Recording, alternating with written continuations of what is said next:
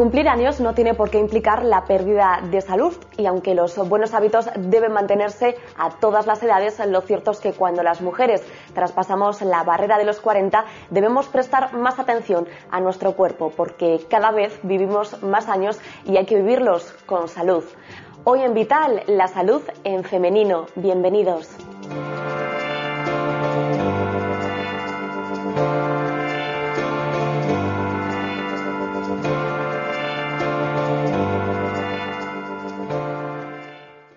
No es necesario recurrir al tópico de la complejidad de las mujeres para comprender que el cuerpo femenino tiene sus particularidades. De ello hablaremos hoy con quien suele escuchar primero las dudas, el médico de cabecera. Bienvenido, como siempre, Rosendo. Hola, ¿qué tal, Bea? Rosendo, no sé si a los médicos os gusta hablar de la salud en masculino o en femenino o soléis tratar a todos los usuarios por igual. Bueno, pues lo cierto es que es una pregunta difícil de contestar, Bea. La medicina moderna trata de protocolizar la forma de atención, de estandarizar la forma de atención a las enfermedades y eso es algo bueno porque de alguna manera evita la variabilidad de los profesionales. O sea, se persigue que todos sigamos unas normas de práctica clínica. El problema es que podemos caer exactamente en tratar enfermedades y no en enfermos. Es decir, que hay personas individuales con unas circunstancias y dentro de esas circunstancias pues influyen muchos factores como puede ser el trabajo, la edad y por supuesto también el sexo. El sexo indudablemente es un factor diferenciador de los enfermos, ¿no? Rosendo, está claro que los hombres también tienen sus particularidades y que al alcanzar cierta edad también tienen que, pues someterse a algunas pruebas. Pero hoy, si te parece, nos vamos a centrar en las mujeres y en las mujeres maduras y sobre todo ahora que la vejez llega más tarde, ¿no? Con 70 años más o menos. Bueno, ¿y qué es la vejez? Yo me preguntaría, ¿cómo definimos de forma objetiva la vejez? ¿Podemos darle una edad? Hombre, pues objetivo podría ser decir que la edad de jubilación, pero claro, entonces hay personas que se jubilan a los 70, otras que se jubilan a los 65, incluso hay personas un poco relativo, que jubilaciones anticipadas. Yo personalmente creo que la vejez es aquel periodo en que una persona deja de ser autónoma y depende de otras para la vida diaria. Y Rosendo, ¿tenemos las mujeres ciertas particularidades o cierta predisposición en nuestro organismo que nos haga propensas a padecer ciertas enfermedades con la edad? Bueno, hay enfermedades típicamente femeninas porque están ligadas a su aparato reproductor, igual que hay enfermedades masculinas. Y después hay enfermedades que se dan más en mujeres y otras que se dan en hombres, pero efectivamente sí que hay enfermedades a las que las mujeres tienen una mayor predisposición. ¿E influye que seamos más longevas que los hombres a la hora de padecer enfermedades? Influye, pues sí. Las mujeres mueren con más edad, es decir, que la expectativa de vida de una mujer es más larga y los hombres morimos antes, pero es decir, la mortalidad nos ganáis las mujeres, pero los hombres tenemos menos morbilidad, es decir, que tenemos menos problemas de salud mientras vivimos. O sea, las mujeres más morbilidad y los hombres más mortalidad. ¿Quiere eso decir que las mujeres tenemos peor calidad de vida que los hombres? Pues posiblemente sí. No sé si puede decir que sea porque viváis más, porque ya la tenéis antes de alcanzar la esperanza de vida del hombre. Pues, la mujer tiene más problemas de salud que los hombres. Las enfermedades específicas de la mujer suelen estar relacionadas con el aparato reproductor y con los huesos. Lo primero está claro por qué, pero lo segundo, respecto a los huesos, ¿por qué las mujeres tenemos más predisposición a sufrir problemas de huesos? Bueno, a ver, claro, con el aparato reproductor por razones obvias, porque es un aparato reproductor exclusivo femenino. Cuando el ovario deja de funcionar en el periodo de la menopausia, del climaterio, se dejan de sintetizar una serie de hormonas y eso lleva implícito una serie de cambios en el aparato reproductor. Se produce atrofia en general de todo el aparato reproductor, las trompas, los ovarios, el útero, vagina. Incluso también afecta pues parcialmente al aparato urológico, ¿no? Y de hecho hay problemas como las urgencias misionales, incluso incontinencias que también están ligadas pues muchas veces a los partos previos. Todo eso se va a desencadenar como consecuencia del déficit de hormonas sexuales femeninas. Después hay otra serie de problemas que en su momento también se interpretaron que podrían estar relacionadas, pero hoy en día se piensa que no y que no tiene nada que ver. Pues por ejemplo se atribuía las depresiones o la falta de que están un poco decaídas. Eso no hay ninguna evidencia que haya demostrado que esté en relación con fenómenos de problemas hormonales ligados a la menopausia. Otra serie de problemas que también se dijo en su momento, como pérdidas de memoria o incluso problemas cardiovasculares, pues parece que hoy en día los estudios actuales dicen que no hay, que no hay relación. Es cierto que hay relación en el aparato reproductor. En el hueso sí que hay relación porque los estrógenos aumentan la captación de calcio por el hueso y por lo tanto, y eso ya lo vimos la semana pasada, el déficit estrogénico propicia la osteoporosis, pero hay más fenómenos también relacionados, no solo en el hueso y en el aparato reproductor. Por ejemplo, los fenómenos vasomotores, los famosos sofocos. Los sofocos es un gran problema para muchas mujeres cuando llegan a la menopausia y que además se le originan una calidad de vida, le deterioran la calidad de vida. Hay mujeres que llegan a tener hasta 50 sofocos o más, sofocos al día, y son fenómenos muy desagradables.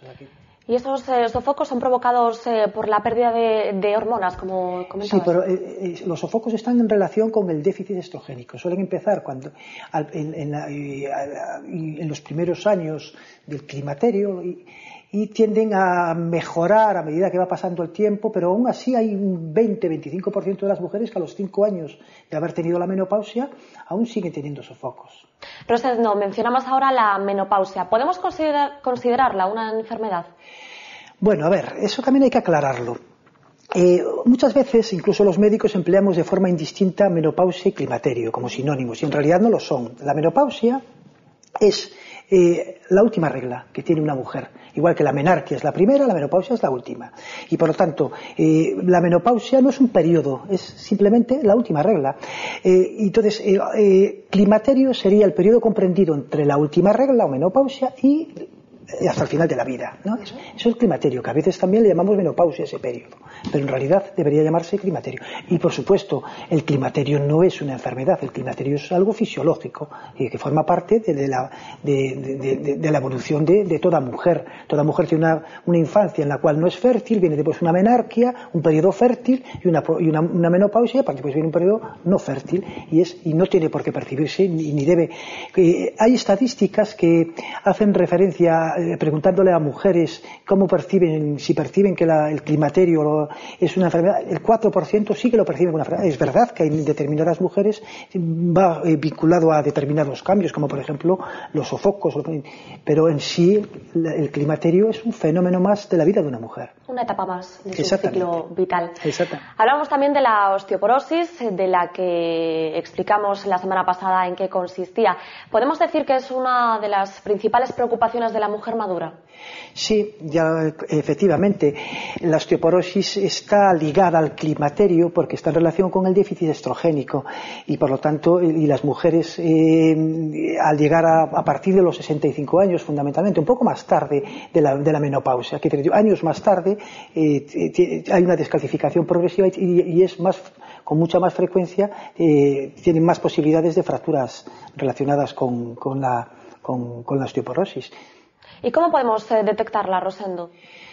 La osteoporosis ya comentamos la semana pasada que es una enfermedad que en general no da síntomas hasta que se producen las fracturas. Y existen alguna serie de pruebas que nos dan el diagnóstico. Una prueba en concreto que se llama densitometría. Pero ojo, no es una prueba que esté indicado hacer en toda mujer, sino que solo en aquellas en las que suponemos que existe un mayor riesgo de osteoporosis. Existen una serie de factores, una serie de puntuaciones que nos dan esa probabilidad. Pues, por ejemplo, el haber tenido una fractura, una mujer que tenga una fractura por encima de los 50 años, o que la haya tenido su madre. Si una mujer tiene a su madre tiene una fractura por encima de los 50 años, tiene más posibilidades de osteoporosis. Mujeres muy delgadas, las mujeres muy delgadas tienen más posibilidades de osteoporosis. Las fumadoras, el tabaco, es un factor que se ha demostrado que aumenta la osteoporosis. El sedentarismo sedentarismo, el tener dificultades en la movilización, toda esa serie de factores pues pueden llevarnos, la edad, pues ya comentaba antes, a mayor de 65, esos factores asociados pues pueden llevarnos a pensar en hacer una densitometría, pero de forma general no es necesario, no está indicado realizar densitometrías a todas las mujeres. Nos queda claro, Rosendo, la densitometría es una prueba indicada en solo aquellas mujeres que tengan indicadores de poder padecer osteoporosis. Sin embargo, una prueba imprescindible y recomendada en las mujeres es la mamografía, que esperemos que todas aquellas que nos estén viendo mayores de 40 años se hayan realizado alguna. Aún así, para que quede más claro, vamos a mostrarles con detalle en qué consiste nuestro reportaje del día.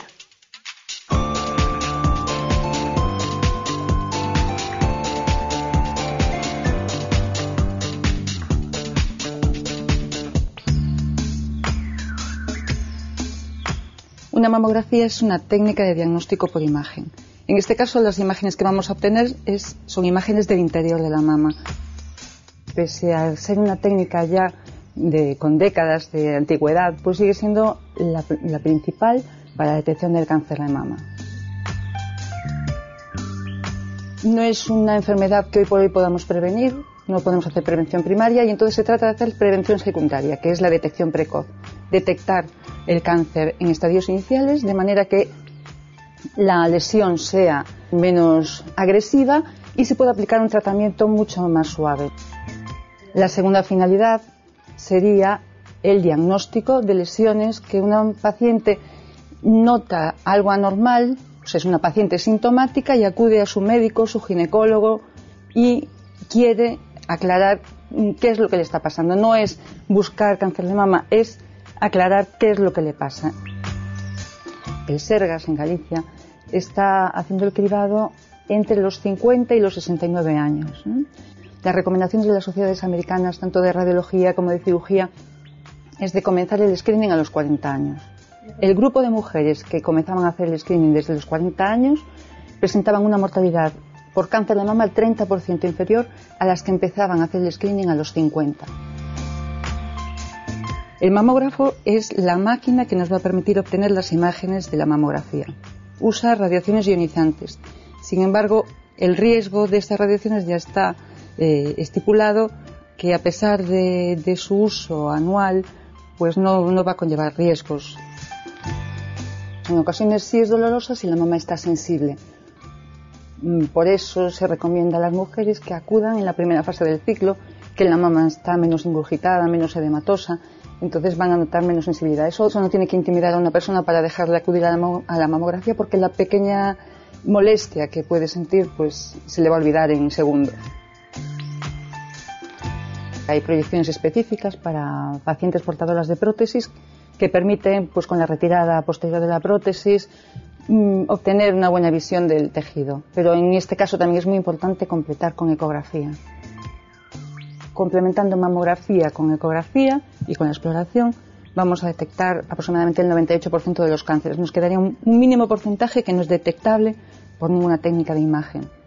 Y ulteriormente, sin casos muy seleccionados en los que ya el radiólogo, fundamentalmente el radiólogo, va a tomar la decisión de hacer o indicar resonancia magnética de mama. Y no requiere preparación, que venga tranquila y nada más. Imagino, Rosendo, que la detección precoz es la mejor manera para prevenir, ¿no es así? Bueno, realmente la mejor manera de prevenir es evitar que se produzca la enfermedad, ¿no? Que es lo que llamamos los médicos prevención primaria, pero indudablemente una vez que se produce, cuanto antes la detectemos, pues mayores probabilidades de éxito tenemos para curarla. Y en el caso de los cánceres, Rosendo, es difícil prevenirlos, pero es importante detectarlos. ¿Debemos estar las mujeres especialmente atentas a bultos o manchas en la piel, por ejemplo? Pues sí, toda mujer que ante un bulto que detecte, pues por ejemplo en una mama, debe consultarlo y pues ya y no esperar a ver cómo evoluciona, o un bulto pues en la axila, incluso pues, otro tipo de problemas, pues como puede ser una secreción por el pezón o incluso una herida que no cura. Y incluso otro tipo de problemas también ligados al aparato reproductor que aún parece mentira, en pleno siglo XXI muchas mujeres tardan en consultarlos, como por ejemplo el hecho de que se produzca una hemorragia genital en una persona que ya ha tenido la menopausia, que ya está, pues imagínate que ya tuvo la menopausia hace 3 o 4 años o 5, que ya está en pleno climaterio y tiene una hemorragia que interpreta como que ha vuelto a tener la regla. Todo eso se debe consultar de forma inmediata, porque muchas veces está en relación con, no siempre, puede ser debidas a otros motivos, pero sí que puede estar en relación con un cáncer de endometrio, y si se consulta en ese momento las posibilidades de éxito son muy altas, en torno al 80% de supervivencia a los 5 años. Rosendo, y en cuanto a la salud ginecológica, ¿debe cuidarse hasta el final o solo cuando se es sexualmente activo?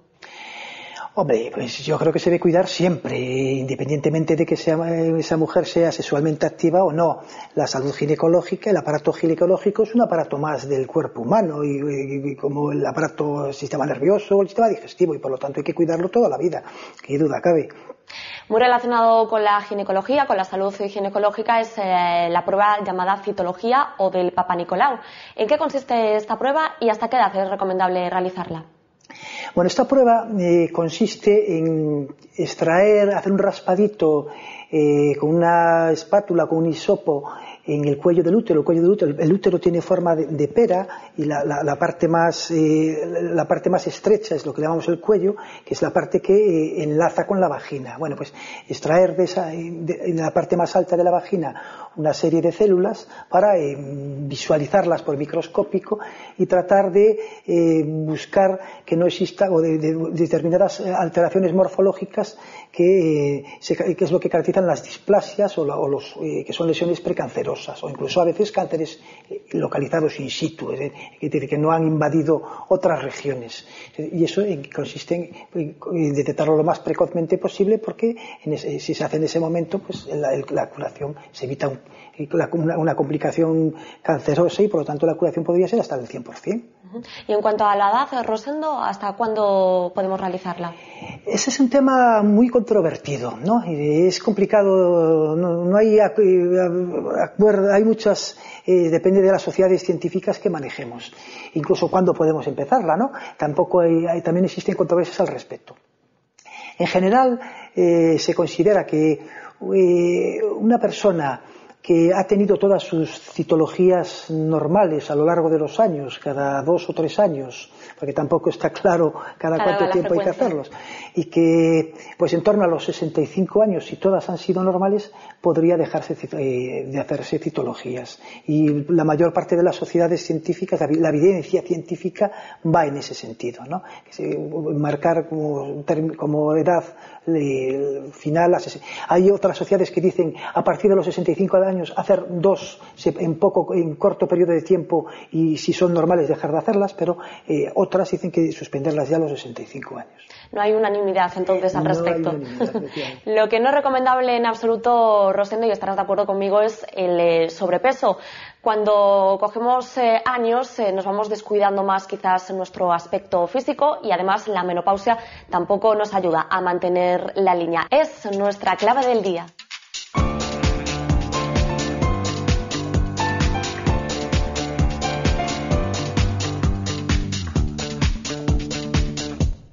Rosendo, probablemente nos digas que el exceso de peso no es bueno en cualquier edad, condición, o sea, mujer o hombre, pero las mujeres maduras, las mujeres mayores, es más problemático, aún si cabe.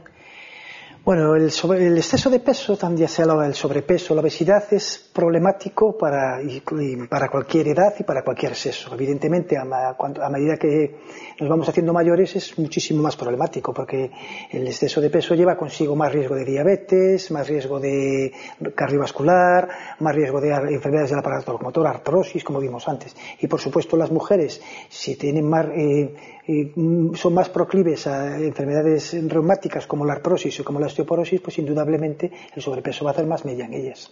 Hacías mención de las enfermedades cardiovasculares que tienen más riesgo de padecer las mujeres cuando alcanzan la madurez. ¿Está relacionado el sobrepeso? ¿Puede que acentúe estos riesgos cardiovasculares? Está relacionado con sobrepeso. Pues el exceso de peso siempre está relacionado con las enfermedades cardiovasculares. ¿Tienen más riesgo las mujeres, más riesgo de enfermedades cardiovasculares? El riesgo aumenta mucho a partir de una edad, a partir fundamentalmente de los 65 años de las mujeres, pero también aumenta antes en los hombres. Entonces yo casi daría la vuelta a la tortilla. Las mujeres tienen menos riesgo cardiovascular mientras son fértiles. Y lo que pasa es que cuando dejan de ser fértiles, a medida que cumplen, pues ese riesgo pues, va aumentando. Que hace años se consideraba que los estrógenos, las hormonas sexuales femeninas, protegían frente a las enfermedades cardiovasculares. Eso en los últimos años se ha puesto en tela de juicio, entre otras cosas, porque el dar estrógenos a las mujeres menopáusicas aumenta los problemas cardiovasculares y otra serie de problemas. Por eso el tratamiento sustitutivo hormonal cada vez está más en entredicho, salvo que sea estrictamente imprescindible, como por ejemplo para tratar los sofocos, pero cada vez se utiliza menos. Rosendo, en lo que sí debe afectar el sobrepeso, entiendo, es a la estructura ósea ya un poco debilitada por la descalcificación, ¿no? Bueno, antes que nada me gustaría aclarar, porque estás utilizando el término sobrepeso, yo creo que como sinónimo de obesidad, y realmente no es así. El sobrepeso es un exceso de peso previo a la obesidad, es de menos intensidad que la obesidad. Nosotros, para definir el exceso de peso, utilizamos un índice que se llama índice de Quetelet o índice de masa corporal, que consiste en coger el peso y dividirlo por la talla en metros al cuadrado, ¿no? Por ejemplo, si yo peso 70 kilos, en el numerador va 70, y si mido 1,71, pues 1,71 al cuadrado. Bueno, se considera que es normal, una persona tiene normopeso cuando está entre 20 y 25. Hablamos de sobrepeso cuando está un poquito por encima de 25 y menos de 30, y hablamos de obesidad cuando está por encima de 30. Entonces, el exceso de peso, ya sea por sobrepeso o peor aún por obesidad, pues indudablemente tiene repercusiones muy negativas en la osteoporosis, porque es más carga la que tienes que someter a un hueso frágil y por lo tanto más riesgo de fracturas. Si te parece, Rosendo, vamos a hacer balance, un poco de recordatorio de todo lo que hemos hablado a lo largo del programa de hoy. Ayúdame cuando creas conveniente. Hemos hablado de las mamografías, de la importancia de hacerse estas pruebas. También hemos hablado de los indicadores de la osteoporosis y de la importancia de cuidar nuestra salud ginecológica. Efectivamente, pues yo añadiría seguir haciendo ejercicio físico, cuidar la alimentación y, por supuesto, la atención a posibles bultos que puedan aparecer o hemorragias cuando ya se ha producido la fase de climaterio y que no tendría por qué haber hemorragias genitales. Pues muchas gracias, Rosendo, por tus explicaciones y consejos. Hasta la semana que viene. Y esperemos que ustedes hayan tomado nota, sobre todo en cuanto a las revisiones periódicas que deben realizar las mujeres y también en cuanto al control del peso. Pero no solo las mujeres, también padres, hijos y abuelos. Y es que el cuidado de la salud es una responsabilidad compartida. Hasta aquí, Vital de hoy. Sean felices y cuídense.